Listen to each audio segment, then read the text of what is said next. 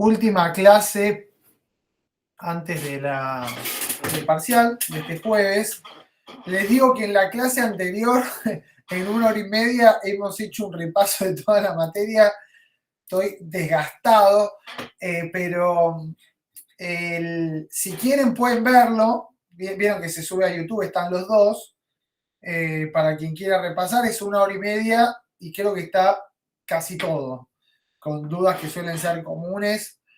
Así que bueno, la idea de hoy, el tema de la clase de hoy, que ya tienen en los audios, es el de procesos de ejecución, que está la ejecución de sentencias y el juicio ejecutivo.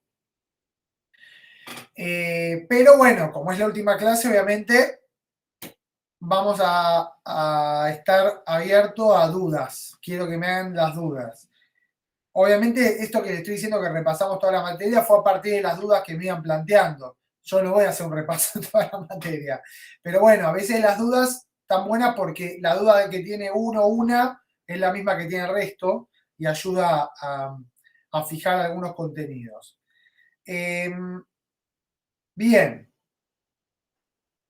¿Alguna duda en particular con medidas cautelares? Es decir, ¿tienen anotadas, como les dijimos siempre, las dudas de toda esta segunda etapa? Porque el momento es hoy. Después de hoy no contestamos más nada. Si lo tienen, me lo dicen y después vemos un poco proceso de ejecución de sentencia o juicio ejecutivo. Y si no tienen ninguna duda, porque lo saben todo, porque aún no estudiaron, empezaré directo con algún repasito muy breve de juicio ejecutivo y ejecución de sentencias. Los escucho. Sí, Rocío.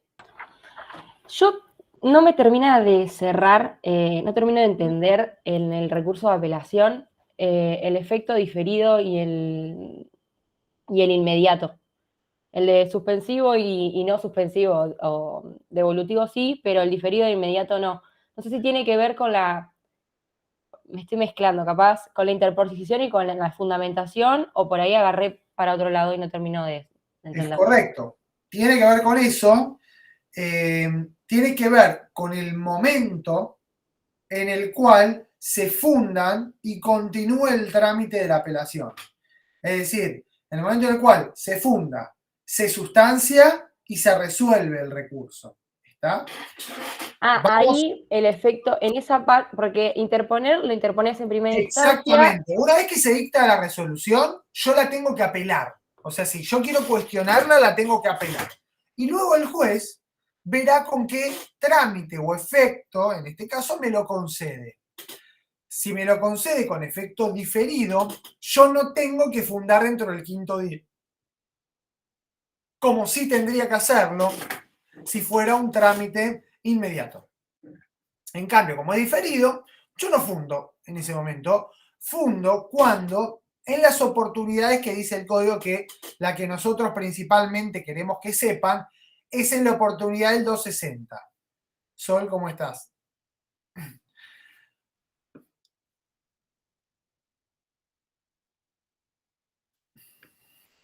Espera, Antonio, ¿estás hablando?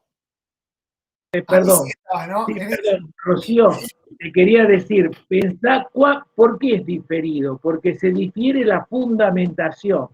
Pensá en esa regla, se difiere la fundamentación del recurso. Claro, pasa que como en el de apelación no se interpone y se funda a la vez, ya sea libre o en relación, está bien, ¿no? Lo que estoy diciendo, que sea diferido me daba que los dos, porque igual hay que esperar para fundar, pero ahí está, cuando es en libre, tengo que, con las oportunidades del 260, ahí vendría a ser diferido, digamos, inmediato cuando es en relación. O me lo conceden. No, pero a ver, lo importante, y viene bien el repaso acá. Lo importante es distinguir que un recurso de apelación puede concederse desde 3 aspectos diferentes. De la forma o el modo, ahí tenemos si es libre o en relación. Esta primera división es tajante. Cuando es libre, me olvido de todo lo demás. ¿Por qué es libre? Porque es sentencia definitiva de juicio ordinario, entonces simplemente apelo, sube el expediente y tengo las actividades del 260 y la expresión de agravios a los 10 días. Me olvido de devolutivo, suspensivo, inmediato y diferido. ¿Está? Porque es libre. Ahí está. Ahora nos vamos en relación. Bueno, en relación puede ser con efecto suspensivo o devolutivo, en cuyo caso cambian un poquito las cargas que tengo. Es verdad, en primer lugar, el efecto tiene que ver con si la resolución apelada se ejecuta o no. Es decir, si la apelación que yo interpongo suspende o no la ejecución de la resolución. Ejemplos de recursos devolutivos. Medidas cautelares. Sentencia de juicio de alimentos. Sentencia del juicio sumarísimo, como regla. Con esas tres estamos contentos. Esos son devolutivos. Sumarísimo, cautelar y alimentos. Como es devolutivo y como no suspende el trámite, cuando el juez me lo concede de esa manera, a mí me nacen dos cargas. La carga de fundar y la carga de acompañar las copias. Como regla yo no conozco, puede ser que me equivoque, pero no conozco y no vi nunca, un recurso devolutivo con efecto diferido. Tampoco lo hay. El trámite es predicable, entonces, respecto a un recurso en relación y con efecto suspensivo, por lo general. Siempre digo por lo general porque quizá hay algún caso en que se haya concedido así y se me escape. Pero el código no lo prevé, y jurisprudencia yo no conozco que lo conceda así. Por lo tanto, si es devolutivo, tenemos que fundar a los 5 días y además tenemos que acompañar las copias del 250, porque no acompañar las copias es como no fundar y me pueden tener por desierto el recurso. Siempre decimos que tengan en cuenta que doctrinariamente y jurisprudencia, que no sé si es mayoritaria, diría que está dividida, exige para aplicar esa consecuencia, es decir, la deserción frente a la falta de copias, que el juez haya intimado, haya dicho, concede el recurso con efecto devolutivo, debiendo el apelante acompañar copias para formar un incidente.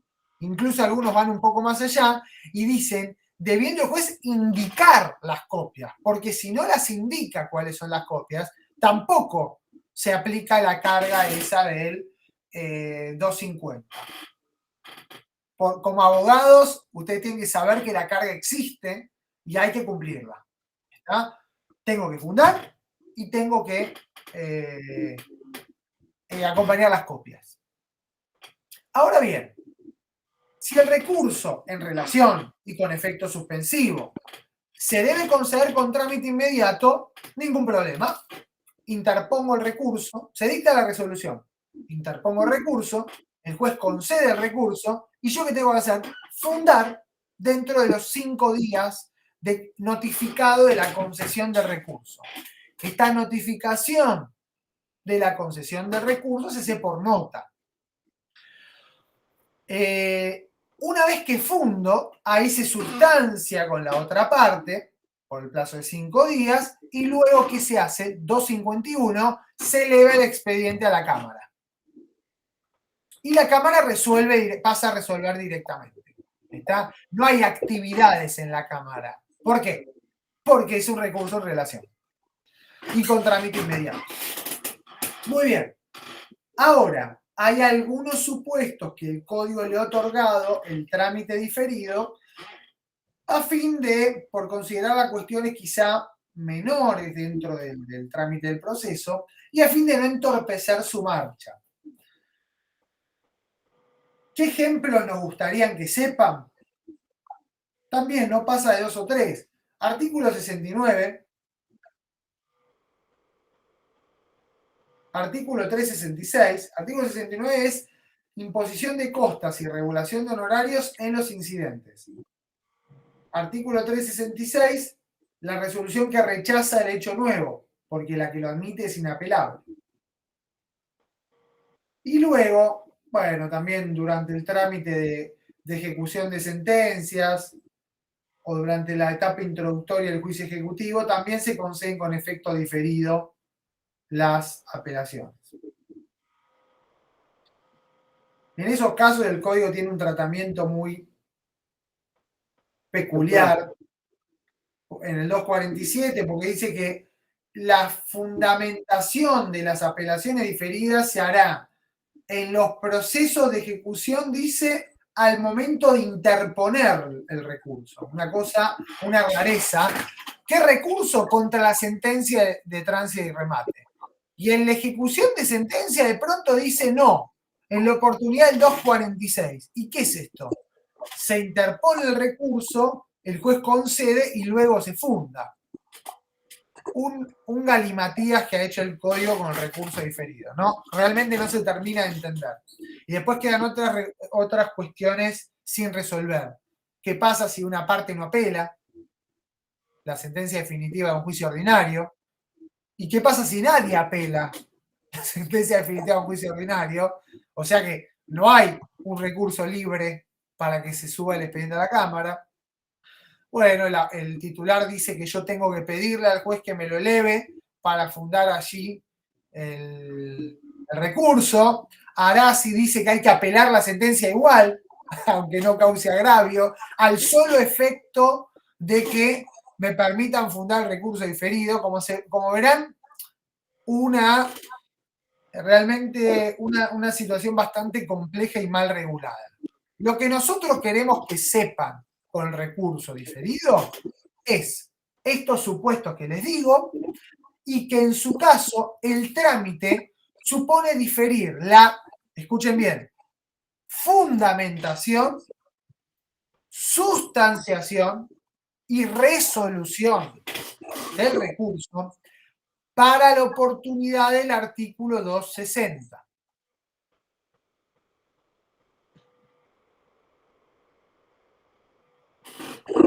Entonces, ¿con qué artículos ustedes se van a manejar en el recurso diferido? 69, 366, 247 y 260. 69, 366, 247 y 260. Con eso tienen los diferidos que a nosotros nos interesan. Luego, si quieren también los diferidos de la etapa de la ejecución de sentencia, artículo 508 por ahí, 509. Luego, el devolutivo, porque recuerden, el trámite inmediato es la regla, 247, y el efecto suspensivo es la regla, 243. Luego, los devolutivos están, por ejemplo, en el 198, medidas cautelares, tienen que tener el 250, el 498, creo que es el inciso quinto o sexto del juicio sumarísimo, y el 647 del juicio de alimentos. Con eso estamos contentos. Luego son todos suspensivos y son todos inmediatos, porque es la regla. Y son todos en relación, porque el único libre, también está el 243, es el que se interpone contra la sentencia definitiva de un juicio ordinario. Bien, ahí vamos, Nahuel. ¿Hasta acá quedó claro los recursos? Bien. Nahuel, discúlpame, antes de responderte la pregunta, déjame hacer simplemente un breve raconto de todo el trámite. Yo tengo un juicio contra Antonio. El juicio es por daños y perjuicios. ¿Está? ¿Por qué daños y perjuicios? Porque me propinó un golpe de puño. Hay cámaras, hay bastante prueba, yo la acompaño y pido un embargo preventivo porque digo que Antonio está medio, a partir de esto, me sacó un ojo, lo que fuere, me generó daños incalculables y está vendiendo algún bien. Acredito, información sumaria, acompaña incluso el registro de los fílmicos. El juez dice, otorgo el embargo preventivo por la suma de 1 millón de pesos. ¿Sobre qué? Bueno, justo a Antonio le queda un inmueble todavía. Sobre un inmueble. Muy bien. Primera pregunta, ¿cómo se traba ese embargo?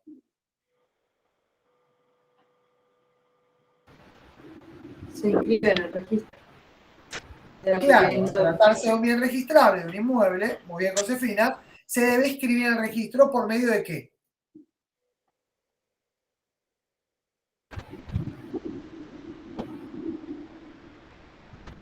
Por medio de ¿Un mandamiento?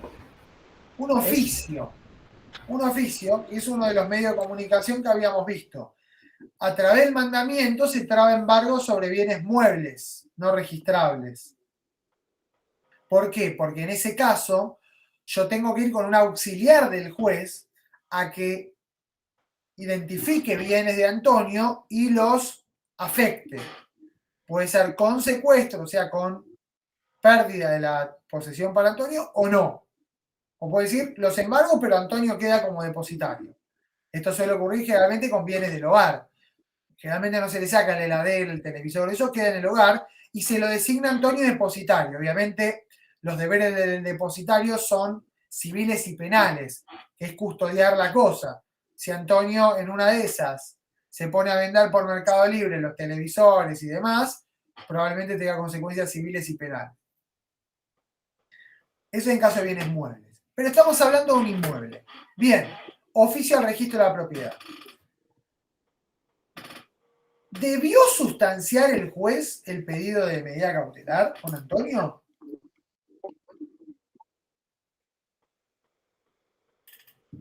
No, es una pedido, otra no. parte. ¿Cómo? ¿Quién me habló? Milton y Paz, ¿no? Que la solicitud no, claro, que la solicitud de la medida cautelar no se sustanciaba. Bien, exactamente. No se sustancia. Artículo 198. Bien, una vez que trabo, o sea, anoto la medida del registro de la propiedad inmueble de la capital federal, ¿qué tengo que hacer?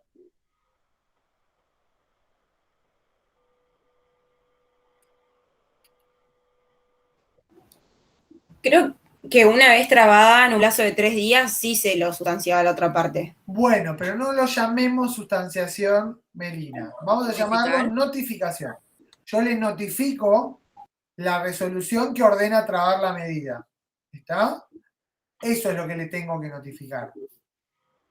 No se sustancia. Justamente acá la bilateralidad se posterga para el momento de esta notificación de la resolución.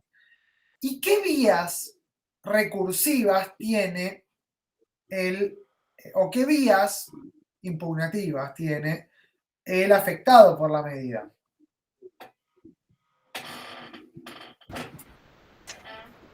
La aclaratoria, la revocatoria y la revocatoria con apelación en subsidio. Y la apelación.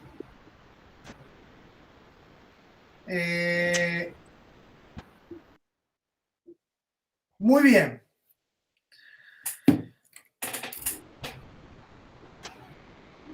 Yo tengo Apelación una duda con directa, eso. revocatoria o revocatoria de apelación en subsidio. Eventualmente podría, aunque no interponga los recursos o aunque el juez me los desestime, pedir la modificación o el levantamiento de la medida, pero si acreditó que variaron las circunstancias que se tuvieron en cuenta o que la medida se tornó excesivamente gravosa o al revés, o que la medida, para el que trabó la medida, ha perdido la eficacia, digamos, la eficacia de garantía. En esos casos, artículo 202 o 203, se podrá pedir el levantamiento o la modificación de la medida cautelar por vía incidental. Pero acá estamos en el supuesto en el cual la parte lo que quiere hacer es cuestionar la decisión que dispone la traba de la medida cautelar. Quiere cuestionar los presupuestos. ¿La revocatoria dentro de qué plazo se interpone? 3 días de notificada. Muy bien. ¿Se interpone y se funda o solo se interpone? Se interpone y se funda. Muy bien. En este caso, que Antonio interpone la revocatoria, ¿hay que sustanciarla?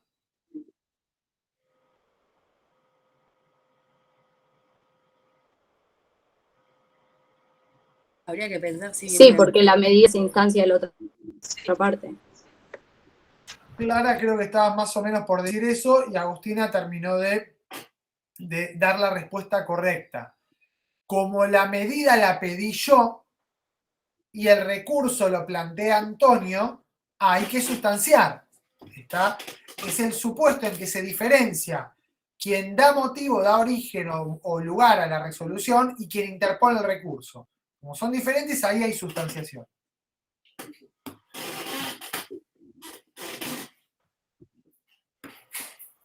Muy bien. Se sustancia y la otra parte puede contestar el traslado. ¿En qué plazo?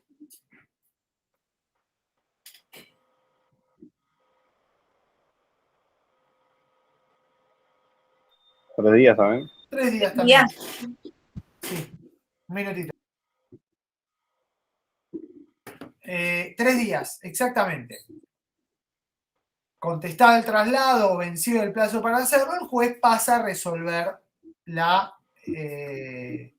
cuestión. Esta resolución que dicta el juez, ¿qué tipo de resolución es? Y ahí un poco me echo con lo tuyo, Nahuel. Una providencia simple. ¿Sí?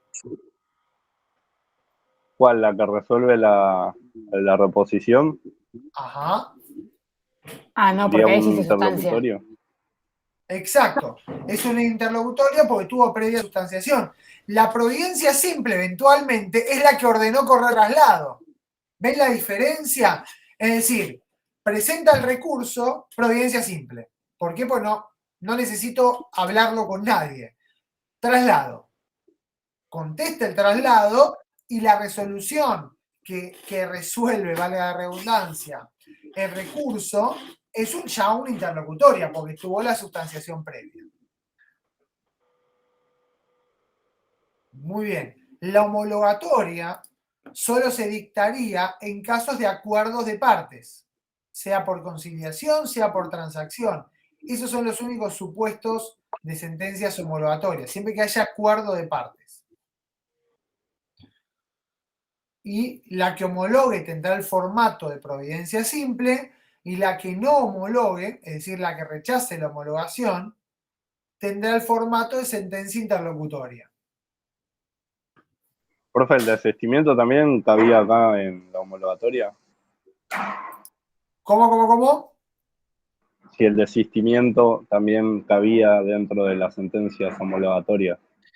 Está bien, es verdad, creo que el código menciona que homologa o no el desistimiento. El desistimiento no requiere homologación. El desistimiento, si es del derecho, se tiene presente. Pues lo único y si es del proceso y estamos en la oportunidad, es decir, pasamos la traba de la litis, la notificación de la demanda, tenemos que sustanciarlo. Si hay conformidad de partes, se tiene el presente el desistimiento y punto. Si no hay conformidad de partes, no hay desistimiento. ¿Está? El código alude a eso quizá porque no sé si habla de homologación, no me acuerdo si decía que se Claro, materia homologa. de cuando el derecho, el desistimiento del derecho, cuando el derecho es, vendría a ser tipo indisponible por la parte o algo así, o Está bien. No, a ver, me voy a fijar el código, esperame un minuto. No recuerdo que diga homologación. No, el 304 lo declara extinguido. Es una resolución que el juez suele dictar, téngase presente el desistimiento. Salvo que sea indisponible, obviamente. Y en el otro caso, no se dicta sentencia homologatoria. No sé de dónde habrá salido. Pensé que el código tenía una terminología rara, pero no. En la homologación, las Bueno, sentencias homologatorias son ante acuerdo de partes. En los casos de desistimiento, simplemente hay que verificar que se den los recaudos de admisibilidad y si es del derecho, tendrá presente el desistimiento del derecho, no requiere conformidad. Y si es el proceso antes de la notificación de la demanda, lo mismo, no requiere conformidad. Y si es el proceso luego de la notificación de la demanda, sí requerirá conformidad de la otra parte, porque si no, el demandado tiene derecho a que el proceso continúe hasta el dictado de la sentencia, que defina, ¿por qué? Porque el desistimiento del proceso no impide la promoción de un nuevo juicio. ¿Está? Así que hay que tener en cuenta esos efectos. Espérenme un minuto.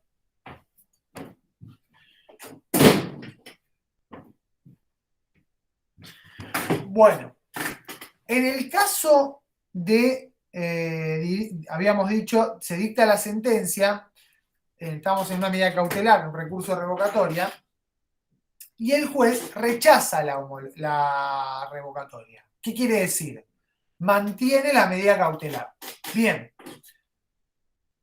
La parte, lógicamente, habrá interpuesto un recurso de apelación en subsidio. ¿Qué tendría que hacer el juez ahí?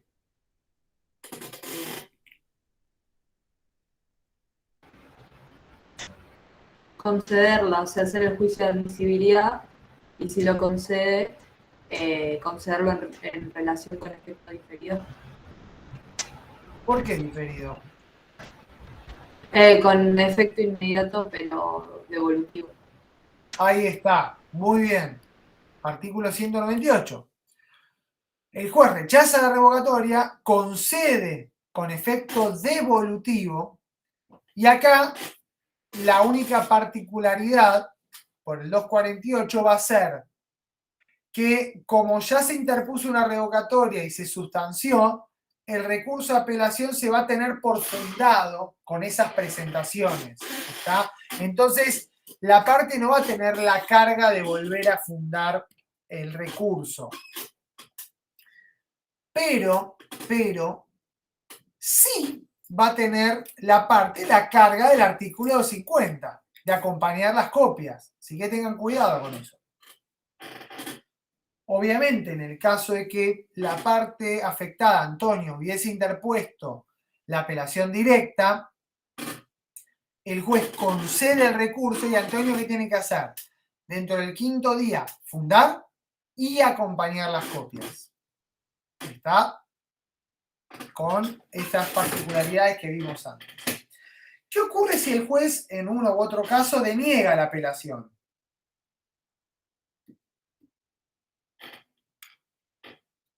¿Podría interponerse un recurso de queja? Exactamente. La manera de cuestionar esa resolución que denegó la apelación no es apelando de nuevo, es por vía del recurso de queja. Artículo 282 a 284. Bien, ¿en qué plazo? 5 días. ¿Ante quién se interpone? Ante el juez superior que denegó la... Exacto, ante la Cámara. Bien, Julieta. Agustín arrancó con juez, pero terminó con Cámara. Bien, muy bien. Ante el juez de Cámara, dijo. Bien, bien ahí. Ante la Cámara, es decir, ante el superior, directamente. ¿Y qué recaudo de admisibilidad deben cumplir?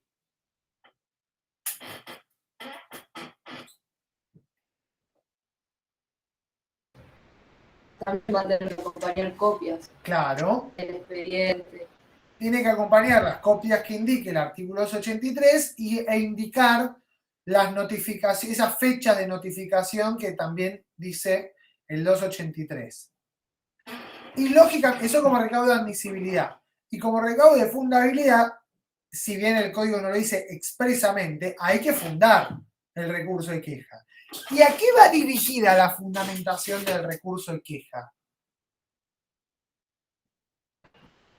Al rechazo de la admisibilidad de la apelación. Claro, únicamente. ¿Está? El objeto del fundamento no es la crítica concreta y razonada de la resolución apelada. simplemente el cuestionamiento de la denegatoria. ¿Por qué? Porque lo otro va a venir cuando me conceda el recurso. Una vez que la Cámara me conceda el recurso, yo voy a fundar y voy a hacer la crítica concreta y razonada. O sea, no sobre el fondo de la cuestión, sino sobre por qué el juez de primera instancia no me concedió el recurso. Exactamente, a eso solo se limita la queja. La Cámara, si hace lugar a la queja, ¿qué tiene que hacer? Indicarle al juez de primera instancia que conceda el recurso. Cuando vuelve el expediente de la queja, lo recibe el juez y dice, bueno, tengo que conceder el recurso, concedes el recurso que había sido denegado. ¿Y qué hago a partir de ese momento? Cumplo con todo el trámite de la apelación. Fundamentación, si es devolutivo las copias y demás.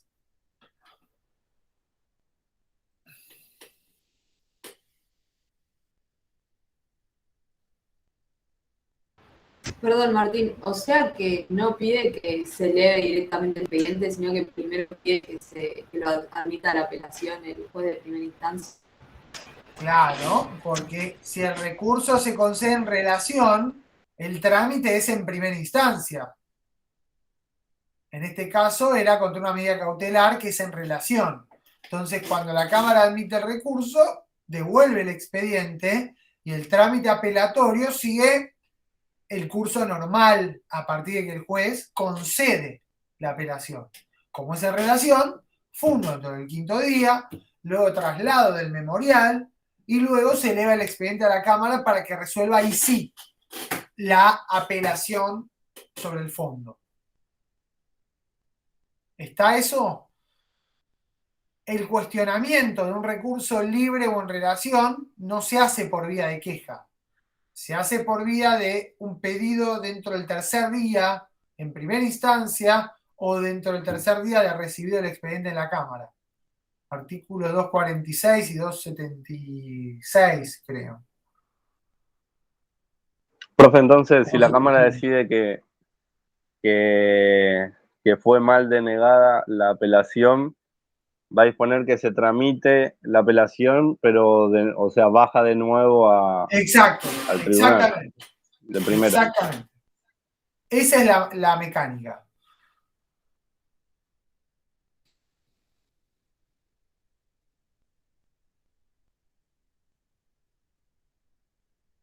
Muy bien.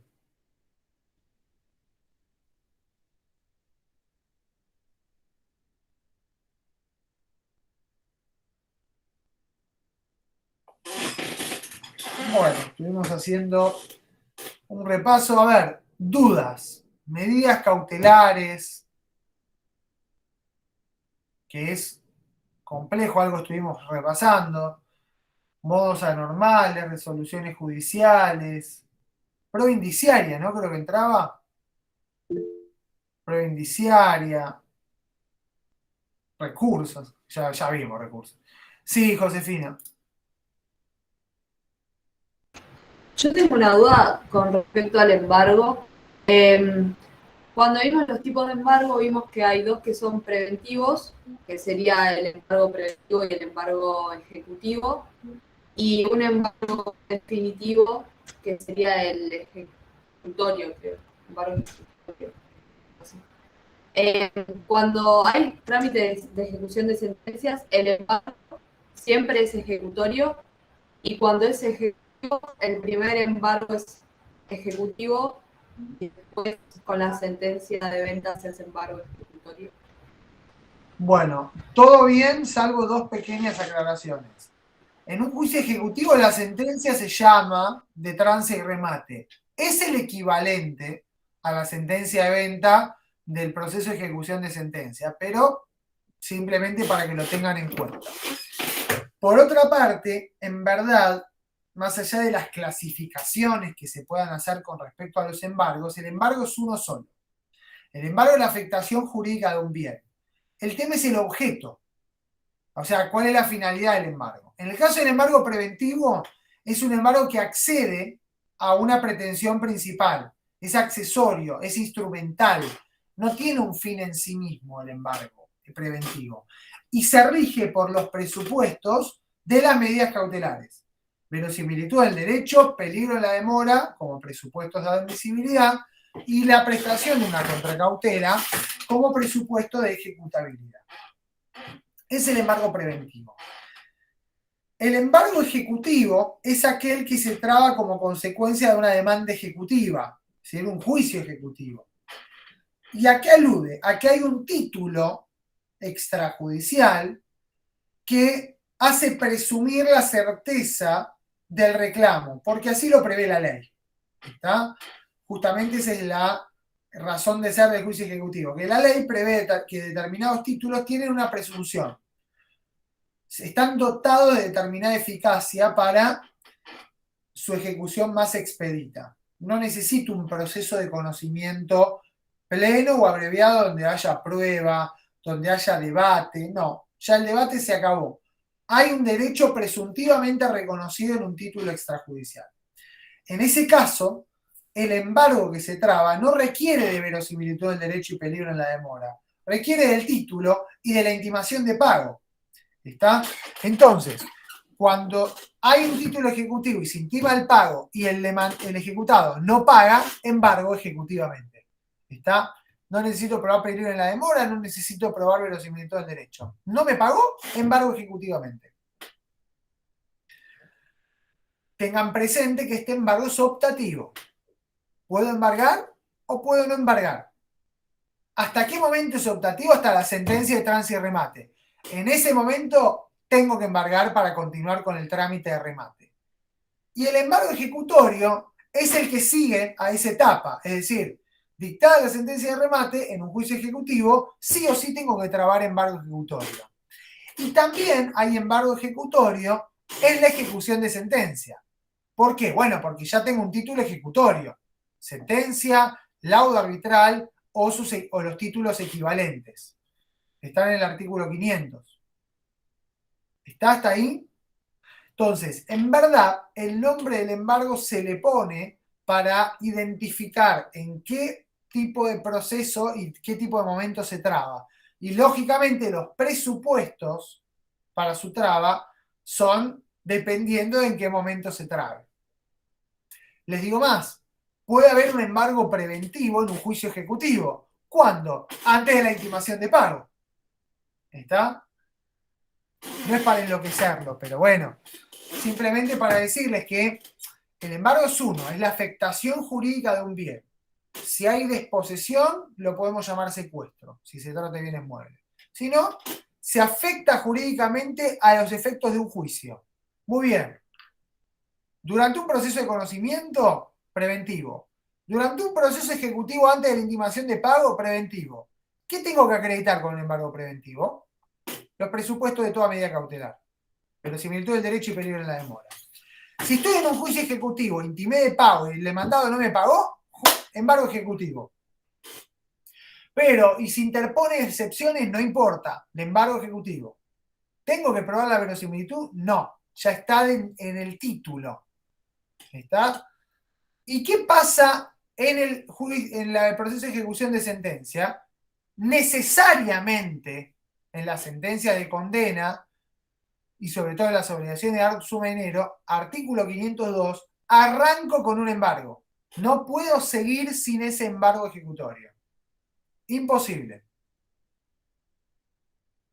Optativamente puedo, por el artículo 504, que se intime a cumplir al ejecutado.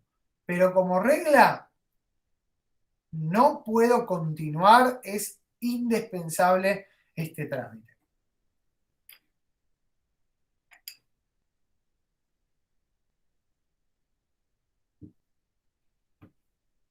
¿Quedó claro ahí, Josefina? Es indispensable Sí, en la ejecución de sentencia, ¿no? Dijo. En la ejecución de sentencia y una vez que se dicta la sentencia de trance y remate también. Porque, evidentemente, para rematar, en la ejecución de sentencia, lo que tiene es que es como que ya estoy muy cerca del remate. Entonces, embargo ejecutorio sí o sí. Ya tengo una sentencia. Venció el plazo, no cumplió, le pido al juez ejecutar la sentencia, embargo ejecutorio. No puedo seguir sin eso. En el juicio ejecutivo, cuando llego a la sentencia de tránsito y remate, ya está. El juez manda a llevar adelante la ejecución, se acabó. Tengo que rematar y para rematar necesito embargar. Se trate de suma de dinero, se trate de acciones, se trate de bienes muebles o inmuebles. Y durante, en la sentencia, en el trámite de ejecución de sentencia, durante, por ejemplo, si la suma es ilíquida, durante el proceso de liquidación yo podría trabar un embargo ejecutivo. No, ejecutivo no. ¿O es un Ejecutivo no. Podría trabar, que probablemente no es que tenga que trabar. Es difícil llegar a esa instancia sin un embargo. Es raro estar sin embargo, pero si no lo trae hasta ese momento, puedo traer un embargo preventivo. El embargo ejecutorio, lógicamente, va a estar cuando yo ya tenga la suma líquida. Es decir, cuando pueda iniciar el trámite de ejecución de sentencia por el 502. Pero generalmente las sumas son líquidas o fácilmente liquidables. ¿Está? Si yo tengo que calcular intereses, no es una suma ilíquida. Es una suma líquida porque yo calculo el capital y el juez presupuestará los intereses que correspondan. Después, la liquidación definitiva se practica por el artículo 591 cuando yo remato. Cuando yo efectivamente remato. A ver, vamos un poquito con los procesos de ejecución, si no hay más dudas del otro. Los procesos de ejecución tienen como norte justamente agilizar lo que sería el cumplimiento de un título. Un título que puede ser judicial, título ejecutorio, o bien que puede ser extrajudicial o ejecutivo. ¿Está? En un caso es la ejecución de sentencia y en el otro el juicio ejecutivo. Hay discusiones sobre si deberían estar incluidos, si es una misma categoría, hay algunos que dicen que no, otros que dicen que sí, pero igualmente tenemos que saber las similitudes y diferencias. O sea que para Palacio no la hay, pero para Falcón, perdón, para Palacio sí forman parte de los procesos de ejecución y para Falcón no. Porque dice que no. Da un fundamento, pero no es necesario ahondar en eso. Lo que sí tienen que saber es que los dos parten de un título. Y su objeto es ejecutar, ir para adelante. No hay un proceso de conocimiento sobre el cual el juez tenga que indagar sobre las pretensiones de las partes y la defensa. No. En el juicio ejecutivo podrá haber una chiquita etapa probatoria, muy pequeña, pero hasta ahí no hay. Pequeña que a veces no se hace tan pequeña, pero en términos ideales lo es. ¿Está? Es breve, tiene que ser con constancias documentales o fácilmente comprobables y demás. Entonces estamos en los procesos de ejecución. El proceso de ejecución de sentencia viene como correlato, tiene como presupuesto una sentencia de condena que puede ser una sentencia de dar obligaciones de suma de dinero, de hacer o de no hacer. ¿Está? Obviamente como cualquier sentencia.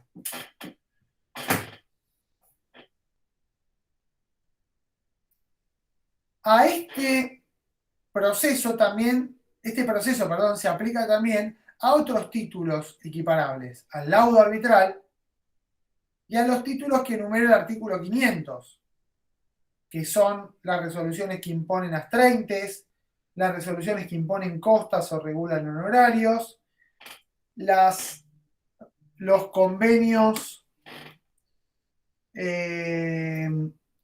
homologados y las mediaciones.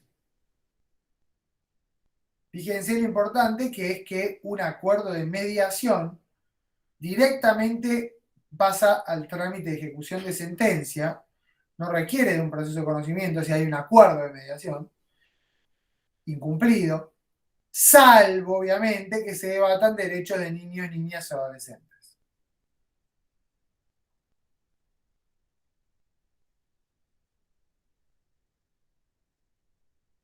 En esos casos, previa intervención personas con capacidad restringida. En esos casos, previa intervención del defensor de menores, el juez debe homologar para que sea tramitable por vía de ejecución de sentencia.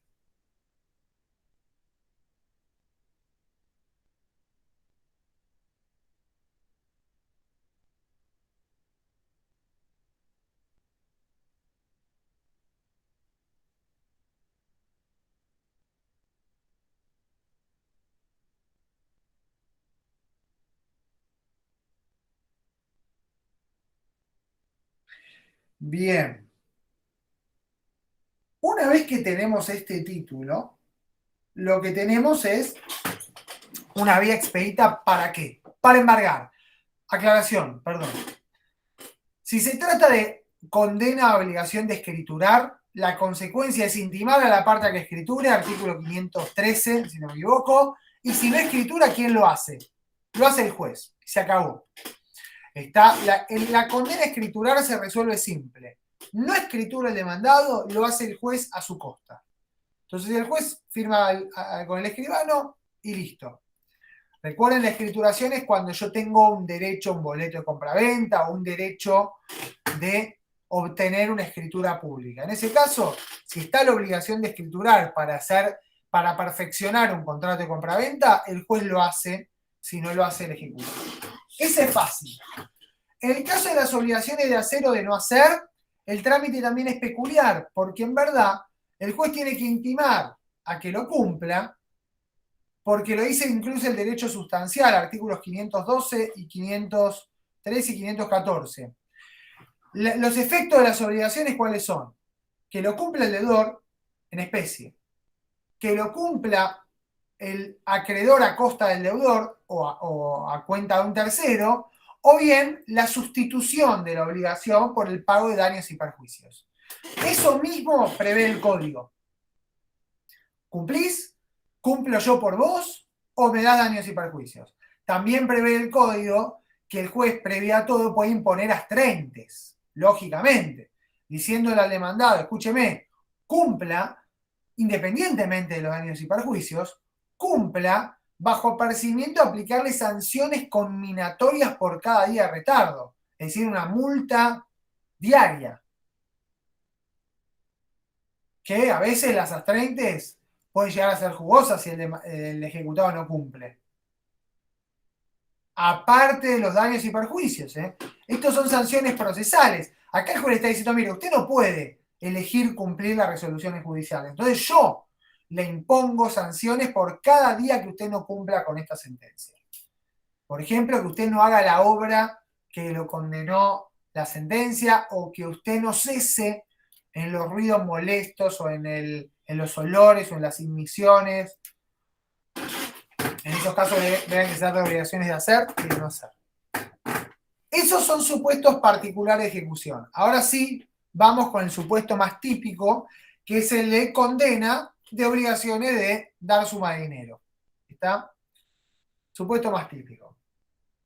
Si la suma es líquida o fácilmente liquidable, vamos con el embargo directo. El trámite inicial e indispensable de una ejecución de sentencia es el embargo. Presentado el título, tengo que pedir el embargo y después lo tiene que decretar. Obviamente, si la suma no es líquida, se liquida, se corre traslado y se aprueba la liquidación y ahí arranca el trámite de ejecución de sentencia. Es simplemente un trámite previo pequeño para establecer cuál es el valor a ejecutar. Hay muchos casos en donde no es una práctica de lo más aconsejable, donde los jueces difieren para el momento de la ejecución de sentencia la liquidación de algunos rubros. De algunos rubros que se reclaman. Puede ser a veces porque sea un cálculo que deba ser actualizado o porque haya que calcular alguna divisa. Pero bueno, en esos casos necesariamente, obviamente hay que liquidar y luego arranca el trámite per se de la ejecución de sentencia. Pero vamos al supuesto que la suma es líquida o fácilmente liquidable. Primer trámite, embargo. Puede optar el ejecutante por pedir una intimación previa, artículo 504. Puede optar, pero si no opta a opción del ejecutante, embargo. Muy bien. Una vez trabado el embargo sobre bienes del deudor, ¿qué debo hacer? ¿Qué debe hacer el juez? Si es sobre inmuebles, liberar el oficio para la inscripción en el registro. Si es No, sobre inmuebles, está bien, pero aclaro, se traba el embargo. Está trabado el embargo, vamos a suponer que es sobre un inmueble. No importa sobre lo que sea. ¿Qué debería hacer? La citación de venta. Exacto, Juan. Tiene que ordenar la citación de venta, que se notifica por cédula al ejecutado. ¿Qué es esto de la citación de venta? Bueno, si bien es un trámite de ejecución rápido, expedito, el código algunas excepciones le permite oponer al demandado. La oportunidad es una vez notificado y dentro del 5º día de notificada la citación de venta. En verdad, esta citación de venta no importa la venta o el remate de ningún bien todavía. ¿Tá? Es simplemente esta citación para que el demandado, el ejecutado, en este caso, recuerden que las funciones de ejecución son ejecutante y ejecutado, vea si tiene alguna defensa de las expresamente previstas en el 506 que pueda oponer. ¿Cuáles son esas defensas? Son 4. Falsedad de la ejecutoria. Falsedad de la ejecutoria. Prescripción de la ejecutoria, el pago Y la quita, espera o remisión. Muy bien. A ver, pago, obviamente se trata de un pago anterior a la ejecución, en verdad anterior a la citación de venta, porque el pago posterior es en cumplimiento de la citación de venta. ¿Está? El pago es decirle al juez, mire juez, no sé por qué me promueve la ejecución de sentencia si yo le había pagado. Es decir, esto está pago, no procede la ejecución de sentencia. Quita, espera o remisión es lo mismo que lo que vimos. Prescripción es lo mismo que lo que vimos. Hoy en día la prescripción de la sentencia son 5 años. Y falsedad es la peculiar de este trámite. Obviamente, ¿qué es la falsedad de la ejecutoria propiamente dicha? Adulteración material de la sentencia, que la sentencia es falsa, o sea, que no está firmada por el juez, que es un invento. Bueno, eso es falsedad propiamente dicha, pero también a través de la falsedad, la doctrina y la jurisprudencia han ampliado un poco para permitirle al ejecutado cuestionar, por ejemplo, la legitimación. Que se haya promovido una ejecución de sentencia contra él cuando él no fue condenado.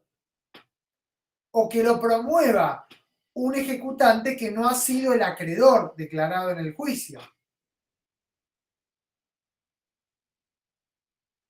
Básicamente, fíjense, para cuestionar la legitimación. Algo parecido surge con la inhabilidad de título en el juicio ejecutivo, que por esa vía también uno puede cuestionar la legitimación. Es decir, que las partes de la ejecución del juicio ejecutivo no son las mismas que figuran en el título. Muy bien.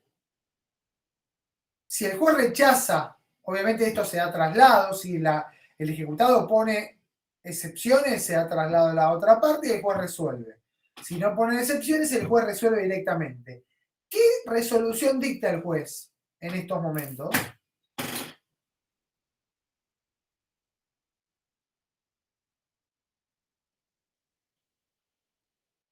puede dar lugar o no a la excepción. Bueno, ¿cómo llamamos esa resolución?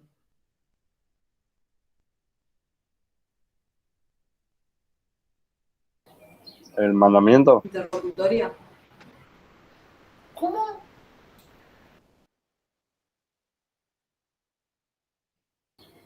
Profe, disculpe, dijo no, en caso de que no ponga excepciones. Claro, si no pone excepciones, el juez rechaza las excepciones, se dicta la sentencia de venta. Es la sentencia por medio de la cual el juez decide mandar llevar adelante la ejecución o no.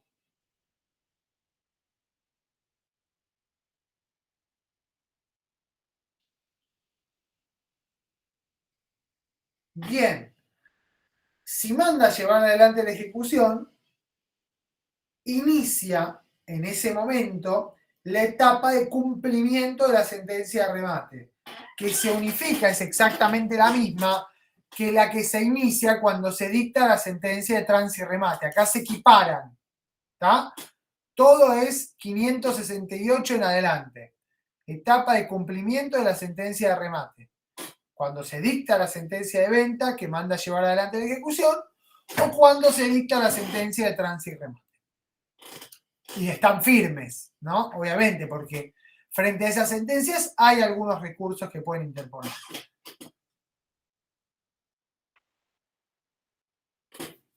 Muy bien, hasta acá ejecución de sentencia. Obviamente luego el trámite de cumplimiento de la sentencia es básicamente el de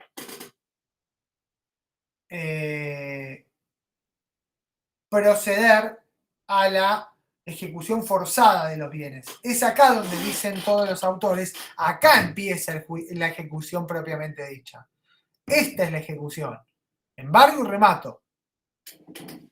Suma de dinero, embargo, liquido y pido la resolución del juez donde me otorgue la plata a mí. Obviamente en esa resolución el juez tiene que resolver, artículo 590, 591, el orden de preferencias, si hay gastos que cubrir antes, si hay embargantes de fecha anterior, si hay acreedores privilegiados, ¿está? A eso los tiene que citar, resolver este tema y luego se cobra. Si se trata de acciones, acciones que cotizan en bolsa, se van a vender en el mercado, se va a depositar la plata en el expediente, igual procedimiento. Liquidación, resolución sobre preferencias y gastos y cobro. Si se trata de bienes muebles no registrables, se tasarán los bienes, se designará un martillero, se evaluarán, se sacarán a remate en pública subasta, con la publicación de dictos y toda la historia, designación de martillero y demás, y lo percibido se deposita en el expediente y luego igual procedimiento, 590 y 91, liquidación, resolución y cobro. Se trata de bienes muebles o muebles registrables, es un poco más complejo, se designa el martillero, se cita acreedores y embargantes, del inmueble que se embargó o del mueble registrable que se embargó, se publican edictos, se piden los informes del 576 de deudas y luego el juez ordena la subasta. Ahí se ordena publicar edictos, las publicidades correspondientes, se exhiben los muebles o los inmuebles que correspondan y se lleva a cabo el remate. Llevada a cabo el remate, con base, después pueden ver cómo es el tema de la base, en principio son 2/3 del valor del inmueble. Se lleva a cabo el remate, la plata que se obtiene del remate se deposita en el expediente, una vez aprobado el remate, se practica la liquidación, se resuelve sobre el orden de las preferencias y se cobra. Esto que parece simple en la práctica suele ser bastante tortuoso,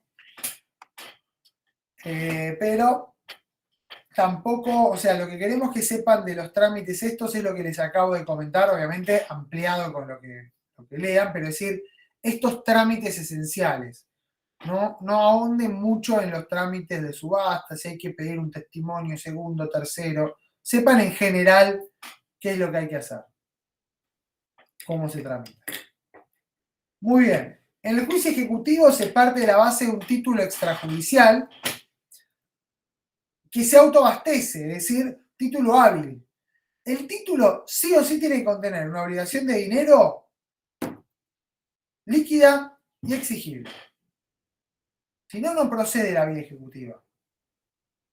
Y tratarse de uno de los títulos previstos en el artículo 525, ¿no? 523-25. ¿Por qué es esto? Bueno, acá la ley lo que dice es, si se trata de una obligación de dar sumas de dinero líquida y exigible contenida en un instrumento público, no necesito más nada. Que el deudor me pague y si no me paga, embargo. Eso es la intimación de pago. Esa es la citación para oponer excepciones. Todo esto a través de un mandamiento, diferencia muy importante con la ejecución de sentencia, porque la citación de venta es por cédula. Entonces, todo eso se hace a través de un mandamiento. Cito intimo de pago, cito en esa misma intimación de pago para oponer excepciones dentro del plazo de 5 días, y también puedo o no embargar con ese mandamiento. Es optativo.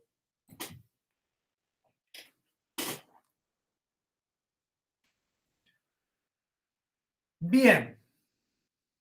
Como verán, se tiene que tratar de un título hábil, que tenga una obligación de dar suma de dinero líquida y exigible. Entonces el juez chequea que se trate de eso, chequea la admisibilidad y la habilidad del título y ordena la intimación de pago y la citación para oponer excepciones. ¿De qué estamos hablando? Instrumentos públicos, siempre que contengan obligaciones de dar suma de dinero líquida exigible. Una obligación de dar un caballo no es juicio ejecutivo. Una obligación de dar suma de dinero que debe tener cotizaciones internacionales, que hay que ofrecer pruebas, no es líquida. ¿Está? Una obligación de pintar un cuadro no es de dar suma de dinero. ¿Me siguen? Obligación de dar suma de dinero líquida y exigible.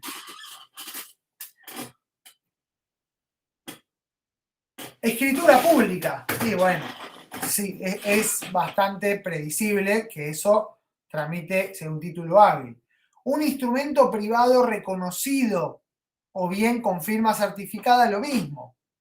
Goza esa presunción de legitimidad que da la ley. Los títulos cartulares, cheques, pagarés, letras de cambio, siempre que se cumplan con las formalidades, que sean extrínsecamente válidos. Deuda por expensas, siempre que el certificado lo emite el administrador conforme el reglamento y la ley. Deuda por alquileres de un contrato de locación, también es título ejecutivo, aunque veremos después en qué contexto.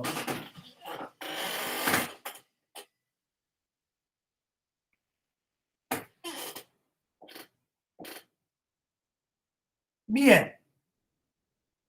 ¿Qué ocurre en los casos en que el título ejecutivo no traiga aparejada ejecución, no sea totalmente hábil?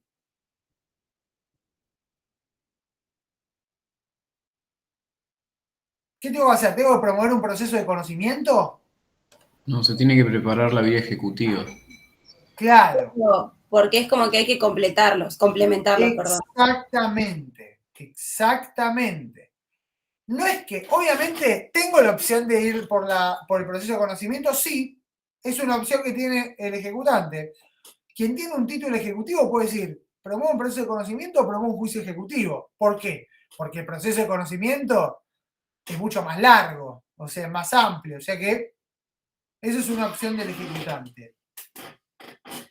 Pero, en el caso de los títulos ejecutivos que están reconocidos por la ley, pero a los que les falta algún recaudo, los tengo que completar, los tengo que preparar.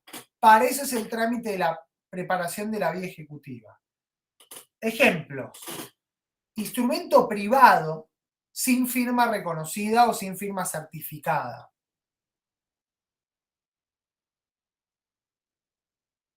¿Qué pasa con una obligación sujeto a condición? Y tengo que ver si no se cumplió la condición. Quizá dependa del demandado, lo tengo que citar, o quizá dependa de alguna acreditación sumaria. ¿Qué pasa con el contrato de alquiler? ¿Qué dice el código con el contrato de alquiler? Que se tiene que acreditar que existe el contrato de locación y el monto de la deuda. En verdad, el carácter de locador, de locatario, reconocer el carácter de locatario y también, obviamente, la existencia de la deuda. Desde luego que desconocer esto y dar lugar a un juicio de conocimiento, porque obviamente el juez, si se desconoce, va a rechazar la vía ejecutiva, luego tendrá una multa importante.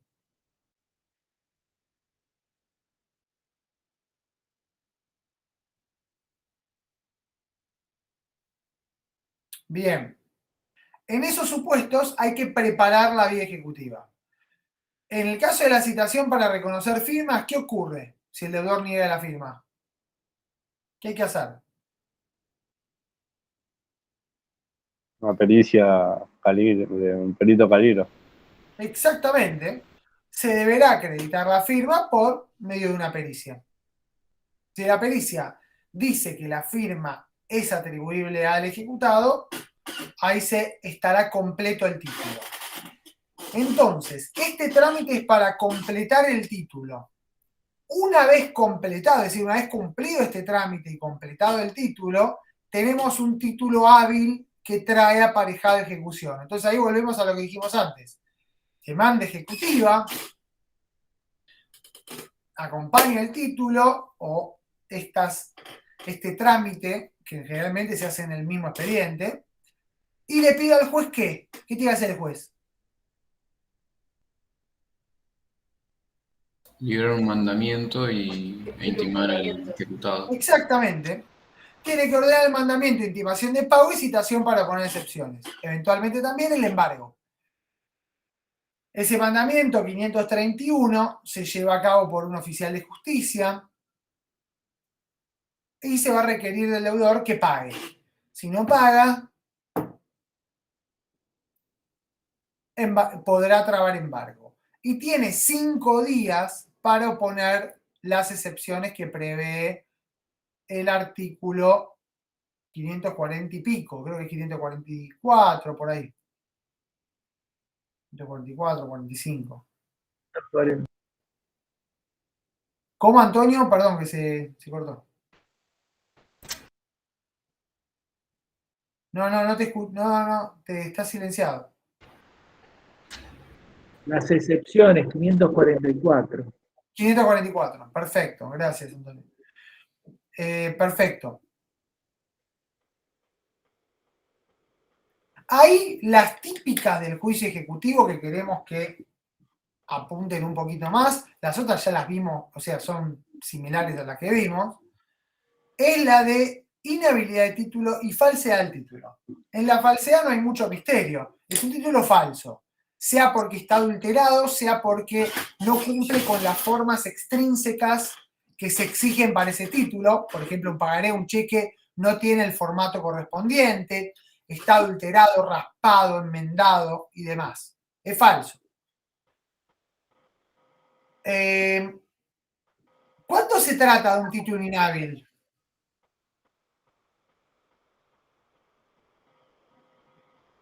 Es algo de lo que estuvimos viendo recién. Tiene que ver con la idoneidad jurídica del título, ¿no? Cuando, por ejemplo, exactamente, la persona que tiene derecho que es acreedor, o sea, que busca ejecutar no es acreedor, o el ejecutado no es el deudor. Muy bien. O que se trate de un título que no traiga aparejada de ejecución. Ahí está.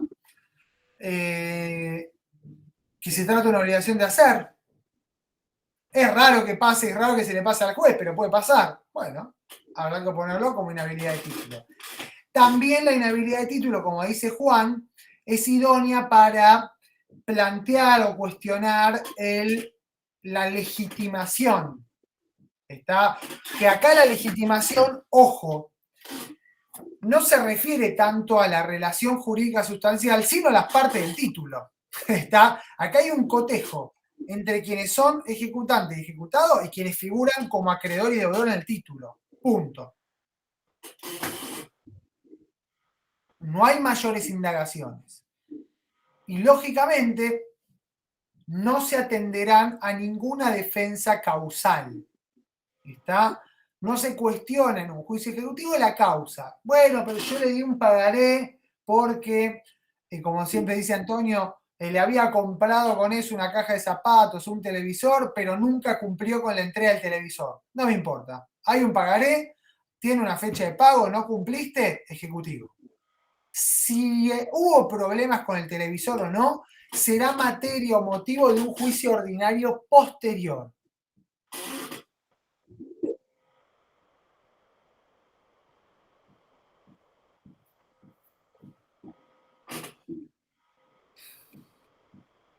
Y obviamente como requisito para oponer estas excepciones, lógicamente hay que desconocer la deuda.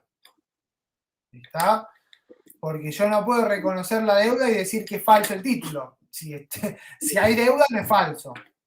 Si es inhábil, el título existe. Entonces es una chicana desconocer si la deuda existe aunque el título no sea hábil. ¿Está? Por eso el código exige, usted tiene que desconocer la deuda.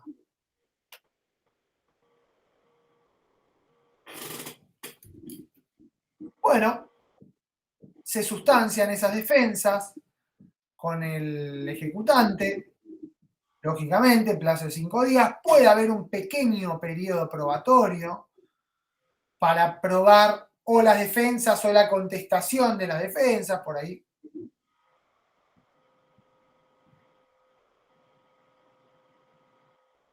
Y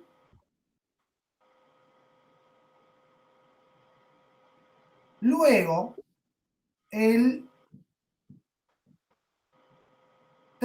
se dicta la sentencia de trance y remate. ¿Está? Y acá volvemos a conectar con la sentencia de venta, porque esta sentencia de trance y remate va eventualmente a resolver los planteos, las excepciones que se hubieran hecho, pero en definitiva va a mandar llevar adelante o no la ejecución y en todo o en parte. Si manda a llevar adelante, ¡pim!, volvemos a lo mismo que explicamos antes, que es la etapa de cumplimiento de la sentencia.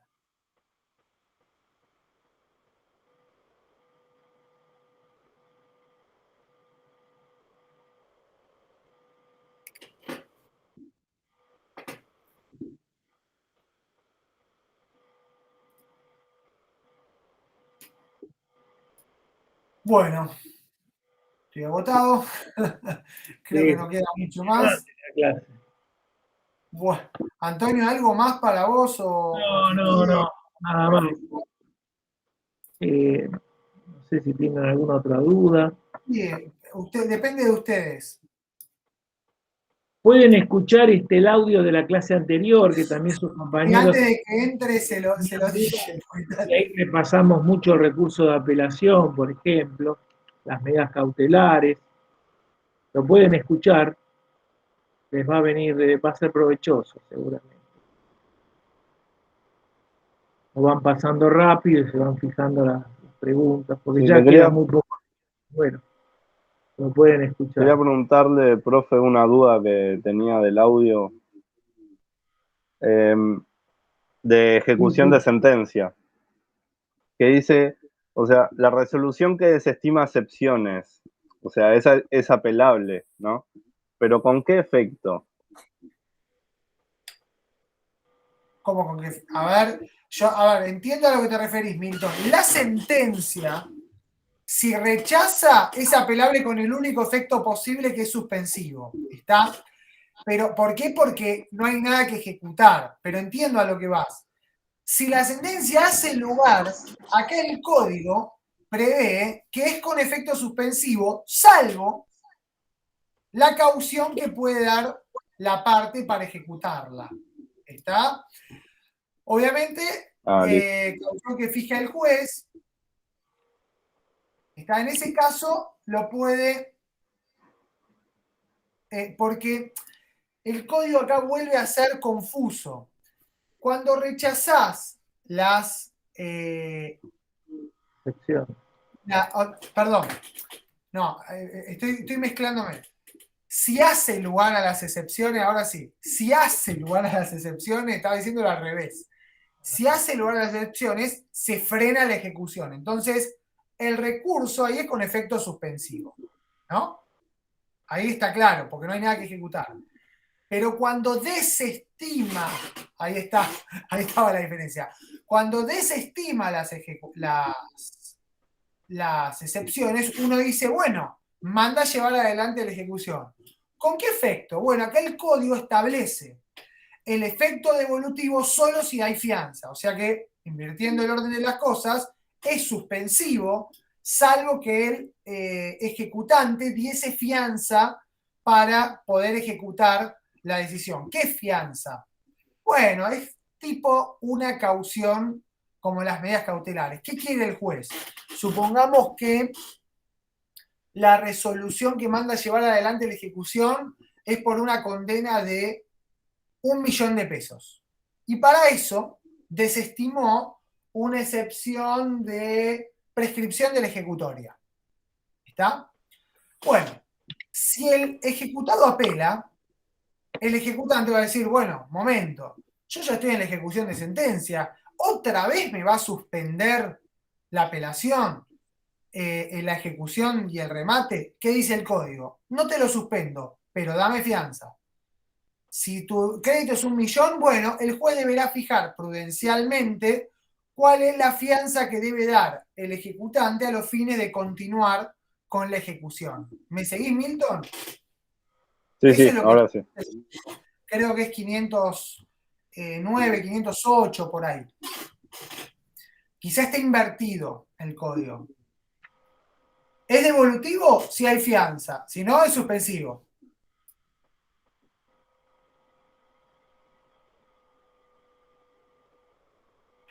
Y después, otra cosa que también es confusa, el código prevé ahí que todas las resoluciones que se dictan hasta la sentencia son apelables con efecto diferido. Y la pregunta, mirando el 247, es ¿cuándo se funda entonces eso? Bueno, acá tenemos otro tema, pero en principio se fundan. No es para que lo sepan muy puntualmente, para que lo sepan.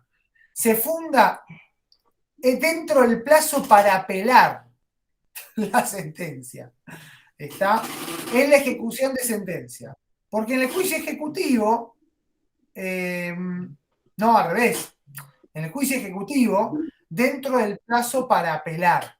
En la ejecución de sentencia es como si fuera un recurso en relación normal. Apelo y fundo. ¿Está? O sea, dentro del 5.º día de que se apeló la sentencia de trance y remate. Pues la pregunta es, ¿qué pasa si no apela nadie? Pero bueno, está todo mal tratado el recurso diferido. Por eso insistimos, y me dediqué un rato largo, a que sepan los supuestos que nosotros queremos que sepan. ¿Está?